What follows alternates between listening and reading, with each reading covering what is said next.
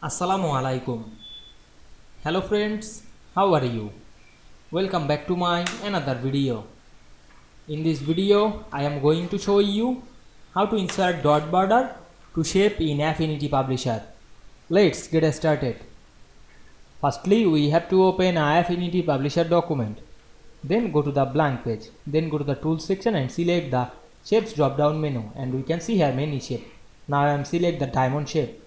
Then draw the shape to this page. Now we want to make the border, dot border. Firstly select the color option and choose a color. Now I am select the black color. Then select the white option, and we can see here the dash line style. We select it.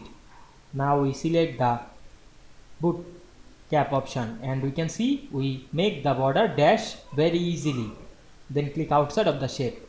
Now we can see we add dash border outline to shape very easily.